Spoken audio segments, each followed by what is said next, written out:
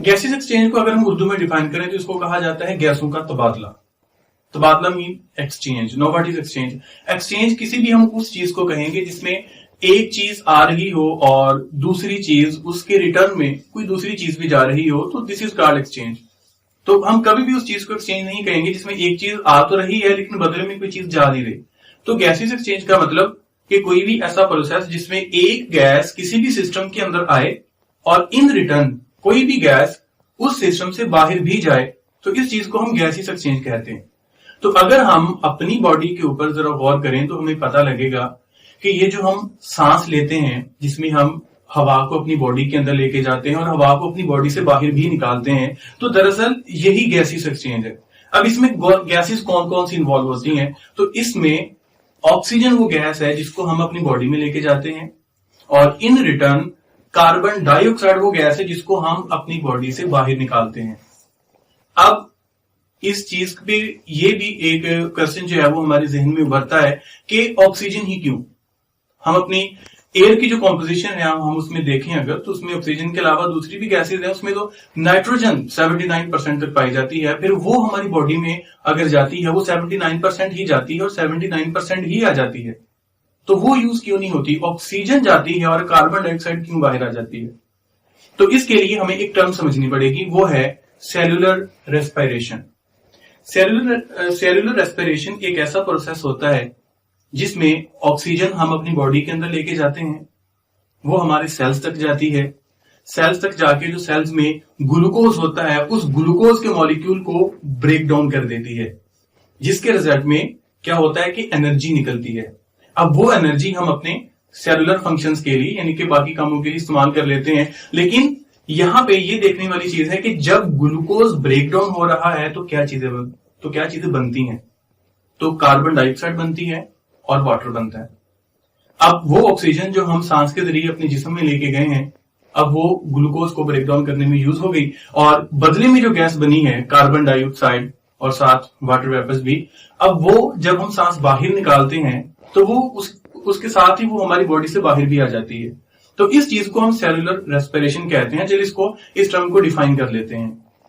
Cellular respiration को अगर हमें डिफाइन करना हो तो हम उसको साइंटिफिक टर्म्स में कुछ नहीं लिखेंगे कि cellular respiration is a process in which CH bond in food molecules are broken down and energy is stored in the form of ATP, mean adenosine triphosphate, जो कि हमारी बॉडी में एक एनर्जी मॉलिक्यूल है। तो ये सेलुलर रेस्पिरेशन होती है। जब भी हम गैसेस एक्सचेंज की बात करते हैं तो इसमें दो टर्म्स हमारे सामने आती हैं, एक तो सेलुलर रेस्पिरेशन जो अभी हमने बात की, और सेकंड चीज है ब्रीदिंग यानी कि अम्ले तनफ्फुस, जिसको आप कह सकते हैं सांस लेना। अब इन दोनों चीजों में क्या फर्क है कि ब्रीदिंग मतलब कि सांस लेना वो क्या है कि सिर्फ ऑक्सीजन का जाना और कार्बन डाइऑक्साइड का आना, ऑक्सीजन का आना कार्बन डाइऑक्साइड का जाना, बस ये है ब्रीदिंग। इसमें ये नहीं हमने देखना है कि जो ऑक्सीजन हमारी बॉडी के अंदर गई है वो हमारे लंग्स में यानी कि फेफड़ों में गई है, उसके आगे फर्दर ब्लड उसको कहां से कहां लेके वो कहां यूज हुई, नथिंग। इसमें हमने ये नहीं देखना होता। ब्रीदिंग में सिर्फ ये देखना होता है कि जब हम सांस अंदर लेके जाते हैं तो हमारी बॉडी के कौन कौन से ऑर्गन्स इसमें पार्टिसिपेट करते हैं। तो हम इस चीज पे भी डिटेल से बात करेंगे, लेकिन ब्रीदिंग के साथ अब हम सेलुलर रेस्पिरेशन की बात कर लेते हैं कि ब्रीदिंग में हमने बात की कि ऑक्सीजन हमारी बॉडी के अंदर जा रही है। अब सेलुलर रेस्पिरेशन की जब हमने बात करनी है तो अब हमने इसके आगे बैकग्राउंड में देखना है कि जो ऑक्सीजन हमारी बॉडी में गई है वो सेल्स तक गई है और सेल्स तक जाके उसने क्या क्या काम किया, किस किस मॉलिक्यूल को तोड़ा और क्या उसमें से निकला और वो कौन सी गैस थी जो कि बाद में बाहर आई। तो ये जो सेल तक यानी कि सेलुलर लेवल तक चलने वाला काम है ये है हमारा सेलुलर रेस्पिरेशन, और जिसमें हम सिर्फ सांस के आने जाने को देखते हैं, ये है जस्ट ब्रीदिंग। तो सेलुलर रेस्पिरेशन जो है ये एक बायोकेमिकल प्रोसेस है और एक मैकेनिकल भी है, जबकि ब्रीदिंग जस्ट मैकेनिकल है क्योंकि इसमें ऑर्गन्स की फंक्शनिंग शामिल है। इसमें हम ऑर्गन्स के अंदर चलने वाले जो बायोकेमिकल रिएक्शंस हैं हम उनको स्टडी नहीं करते। तो ये एक छोटा सा डिफरेंस था सेलुलर रेस्पिरेशन में और ब्रीथिंग में। तो अगला टॉपिक है गैसेस एक्सचेंज इन प्लांट्स। पौधों के अंदर गैसेस एक्सचेंज के उनके अंदर गैसेस एक्सचेंज किस तरह से होती है। अब पौधों में अगर हम गैसेस एक्सचेंज की बात करें तो सबसे पहले तो हमें ये देखना होगा कि पौधे जो है हम तो सांस लेते हैं ना, हमारे अंदर लंग्स मौजूद हैं, हमारा नाक है तो ट्रैकिया है, सांस की नाली है। लेकिन अगर हम पौधों की बात करते हैं तो पौधों में गैसेज एक्सचेंज मतलब कैसे? तो इसके लिए याद रखें कि पौधों में दो किस्म के प्रोसेसेस चलते हैं। एक को हम कहते हैं रिस्पायरेशन और एक को हम कहते हैं फोटोसिंथेसिस। अब ये जो रिस्पायरेशन का प्रोसेस है तो ये तो खैर डे हो या नाइट हो, इससे तो खैर चलता ही रहना है। लेकिन जो फोटोसिंथेसिस है ये सिर्फ चलती है डे टाइम। अब फोटोसिंथेसिस की इक्वेशन जो कि हम अभी स्क्रीन पे देख रहे हैं, अब इस इक्वेशन के मुताबिक हमें यह पता चलता है कि फोटोसिंथेसिस के दौरान कार्बन डाइऑक्साइड पौधे यूज करते हैं और ऑक्सीजन वो रिलीज कर देते हैं। जबकि ठीक उसके नीचे हमें रेस्पिरेशन की भी एक सिंपल इक्वेशन दिखाई दे रही है। अब जरा उस पर गौर करें तो आपको पता चलेगा कि रेस्पिरेशन के दौरान ऑक्सीजन गैस प्लांट में जा रही है और कार्बन डाइऑक्साइड जो है वो रिलीज हो रही है। अगर हम इन दोनों इक्वेशंस को मिला के देखें तो हमें पता चलेगा कि जो पहली इक्वेशन फोटोसिंथेसिस है, तो फोटोसिंथेसिस में बनती है ऑक्सीजन और उधर ऑक्सीजन यूज होती है रेस्पिरेशन में, और रेस्पिरेशन में कार्बन डाइऑक्साइड बनती है और वो यूज होती है फोटोसिंथेसिस में। तो अगर ये दोनों प्रोसेस एक दूसरे की गैसेस को यूज कर सकते हैं तो फिर ये एक्सचेंज तो ना हुआ, यानी कि एनवायरमेंट के साथ एक्सचेंज कुछ ना हुआ। दोनों चीजें पौधे के सेल्स के अंदर हो रही हैं तो दोनों के जो है वो गैसेस एक दूसरे को यूज भी कर रहे हैं। लेकिन यहाँ पे आप एक बात पे गौर करें कि जो फोटोसिंथेसिस है वो लाइट डिपेंडेंट है, वो लाइट पे डिपेंड करती है। जितनी ज्यादा लाइट होगी उतनी ज्यादा फोटोसिंथेसिस होगी। जबकि जो रेस्पिरेशन है ये लाइट डिपेंडेंट नहीं है, ये किसी चीज पे डिपेंड नहीं करता। यानी कि मेरे कहने का मतलब है कि जिस चीजों पे फोटोसिंथेसिस डिपेंड करता है उन पे रेस्पिरेशन तो नहीं ना डिपेंड करता। अब देखें, रेस्पिरेशन जब भी पौधे के अंदर होती है वो एक कांस्टेंट लेवल पे चलती है, वो एक खास सीक्वेंस के साथ चलती है। और जो फोटोसिंथेसिस है वो क्या होता है कि स्टार्टिंग में फोटोसिंथेसिस जब अभी दिन निकल रहा होता है, लाइट इंटेंसिटी कम होती है, फोटोसिंथेसिस भी कम होती है, जिसकी वजह से जो ऑक्सीजन होती है वो कम पैदा होती है।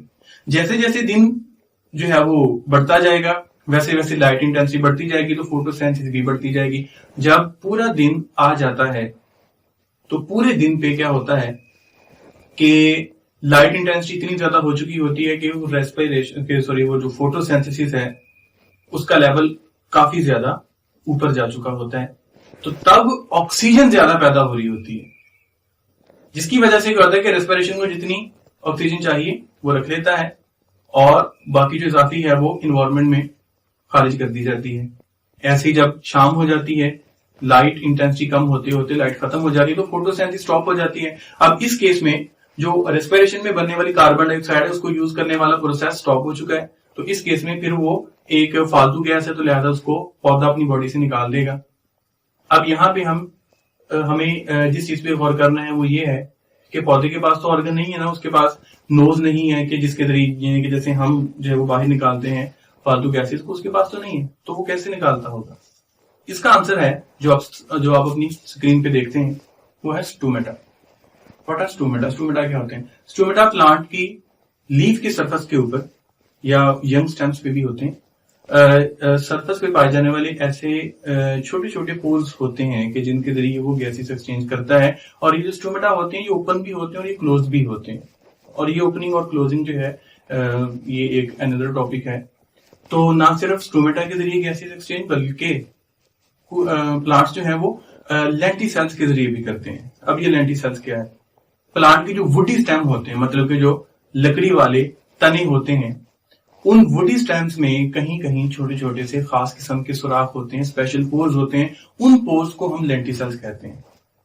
तो प्लांट्स जो होते हैं वो सिर्फ लीव के जरिए नहीं या यंग स्टेम्स के जरिए नहीं, बल्कि जो उनके मेच्योर स्टेम होते हैं, वुडी स्टेम्स होते हैं, उनके जरिए भी गैसेस एक्सचेंज हो जाता है। ये सिर्फ दो ही रास्ते नहीं है गैसेस एक्सचेंज के, there is a third one, और वो है रूट्स। अब रूट्स के जरिए कैसे?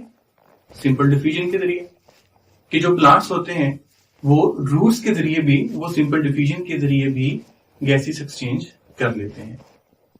तो ये था हमारा आज का टॉपिक। जरा इसकी समरी कर लेते हैं। आज के टॉपिक में हमने ये पढ़ा है कि गैसेस एक्सचेंज क्या होता है। उसके बाद हमने डिफरेंस देखा है सेलुलर रेस्पिरेशन का और ब्रीदिंग का। उसके बाद फिर हम बढ़े गैसेस एक्सचेंज इन प्लांट्स की तरफ, जिसमें हमने ये देखा कि प्लांट्स जिन गैसेस को एक्सचेंज करता है वो कहां से आती हैं, वो किन प्रोसेस के जरिए बनती हैं। तो उन्होंने देखा कि कार्बन डाइऑक्साइड जो है वो रेस्पिरेशन के रिजल्ट में बनती है और जो ऑक्सीजन है वो फोटोसिंथेसिस के केस में बनती है।